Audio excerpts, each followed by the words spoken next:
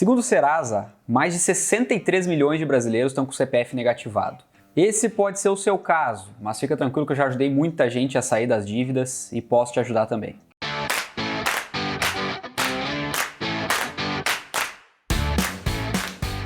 Bom, já que você está disposto a sair das dívidas e eu quero muito te ajudar, eu preciso que primeiro você entenda o seguinte. Para sair das dívidas, você precisa abrir mão de algumas coisas e pensar na sua condição futura. Se o presente está ruim, porque você tem dívidas, enfim, está enrolado com elas, as pessoas estão ligando para cobrar, enfim, você está com o CPF negativado, deixa de fazer muita coisa, deixa de ter crédito na praça, isso é muito ruim. Mas para você sair dessa condição, a mentalidade precisa mudar, você precisa estar disposto, esse é o primeiro ponto. E eu vou te dar já de cara a primeira dica, já que você está disposto, partindo dessa ideia de que a mentalidade está ajustada, que a gente está alinhado nesse caminho para sair das dívidas, a primeira coisa que você deve fazer é um levantamento de todas as suas dívidas. Por quê?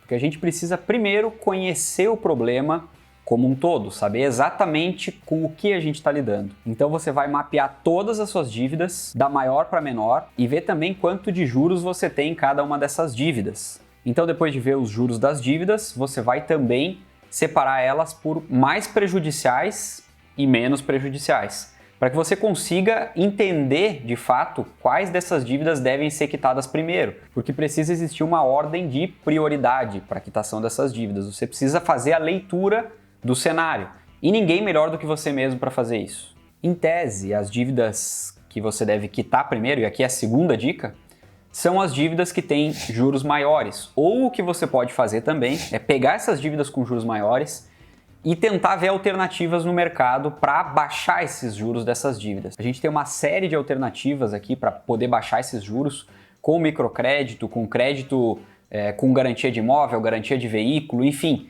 Depende muito do seu caso, mas você precisa estudar também essas alternativas para poder baixar esses juros maiores, porque, por exemplo, a gente tem aí juros de cheque especial, juros de rotativo do cartão de crédito, ou seja lá qual for a outra modalidade, com juros muito altos e onde você consegue, às vezes, na própria instituição financeira, conseguir talvez um empréstimo, um consignado, algo que garanta uma condição um pouco mais confortável para que você pague esses juros, porque o seu credor também tem interesse de receber. Então ele pode facilitar, como é o caso dos bancos muitas vezes, o pagamento dessas dívidas, oferecendo opções de crédito mais barato. O próximo passo é fazer algo que eu sei que você esqueceu, mas como eu sei que você é uma pessoa generosa, você vai curtir esse vídeo agora, para a gente ir para o terceiro. O passo 3 é procurar uma injeção de caixa imediato. Mas que negócio é esse de injeção de caixa? Injeção de caixa significa jogar dinheiro de cara para dentro da sua carteira, da sua conta, enfim. Não interessa muito para onde vai, interessa que esse dinheiro vá para sua mão e que você possa usar dele para quitar suas dívidas. E você pode gerar essa renda imediata vendendo objetos que você não usa mais ou objetos que você tem que são um pouco mais caros e que você consegue se desfazer deles, pelo menos por hora, em troca de outros com a mesma utilidade, porém mais barato. Exemplo, um celular. Se você tem um celular de R$3.000, por exemplo, você pode tentar vender ele e comprar um outro celular um pouco mais barato. Se você conseguir fazer isso só com objetos que você não utiliza mais, ótimo. Se eles não forem suficientes, você pode partir para esses outros, substituindo, como eu dei exemplo do celular, substituindo um veículo, por exemplo, por um pouco mais barato, ou até mesmo ficando sem veículo por um curto espaço de tempo, pelo menos até solucionar esses problemas. Mas eu tenho certeza que olhando para o seu armário, por exemplo, olhando para os seus pertences, coisas que você não utiliza mais, como instrumentos, roupas, ferramentas, talvez uma bicicleta, um videogame, enfim, tem uma série de itens que você pode ir lá analisar, ver quanto que mais ou menos dá para levantar com cada um deles e ir somando. Pega uma etiquetinha, coloca o preço em cada um deles e forma ali um conjunto de objetos que você pode vender em diversos aplicativos, como Mercado Livre, Enjoei, OLX e vários outros que a gente tem aí e que você pode anunciar, de preferência em todos eles, no máximo que você conseguir. Lembrando sempre que você precisa ter um preço atrativo para conseguir vender rápido. Esse aqui é o ponto principal, o ponto-chave. Fazendo isso, você já vai ter essa injeção de caixa, como eu falei, de imediato, provavelmente, ou num curto espaço de tempo. Isso vai te ajudar demais para o passo seguinte, que é o que eu vou falar agora, que é montar uma previsão de pagamentos. Você pode fazer isso em paralelo, inclusive, à venda desses objetos de acordo com o que você espera, o tempo que você espera vender eles. Quando começou já a vender eles, você pode ir programando isso, esses recebimentos também.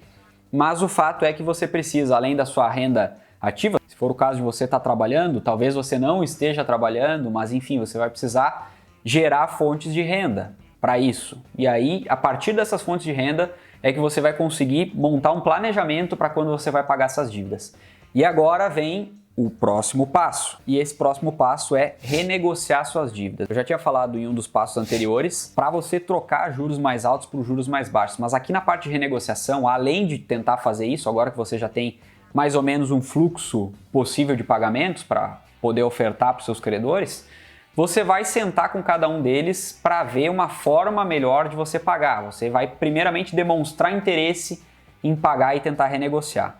E vai dar prioridade, obviamente, para aqueles que aceitarem uma renegociação. E aqui entra um fator bem importante, que é o momento que a gente vive, por exemplo, com a taxa Selic baixa. Isso faz com que muitos juros do mercado tenham baixado também. Então, se for o seu caso, de ter um financiamento longo e você ter uma dívida referente a um financiamento que você fez lá atrás, ou um empréstimo que você fez lá atrás, você pode inclusive tentar fazer portabilidade dessas dívidas com um outro banco que ofereça taxas de juros menores. Essa portabilidade está na lei, então você tem o direito de tentar isso, de transferir a sua dívida do banco atual, por exemplo, para um outro banco que ofereça taxas de juros inferiores, mais atrativas para você. E aqui na parte de renegociação, muitas vezes você consegue, inclusive, pagar uma dívida que já estava muito alta por um preço bem inferior, pelo simples fato de que você foi atrás para tentar renegociar e, dependendo do momento, você consegue um abatimento grande dessa dívida e acaba pagando um valor bem inferior ao valor original. O sexto passo é você conseguir uma renda extra ou outras fontes de renda para que você não fique dependente só de uma fonte de renda, porque provavelmente ou você entrou nas dívidas por um descontrole ou porque você estava dependendo só de uma fonte de renda. Eu vou deixar aqui um post que eu fiz no meu Instagram falando sobre algumas ideias de renda extra que você pode ter. O importante é que você tenha uma renda extra, que você tenha uma segunda, talvez uma terceira fonte de renda, pelo menos para garantir que você consiga honrar com esses pagamentos e que você não tenha mais problema de crédito, para que você não caia novamente nas dívidas.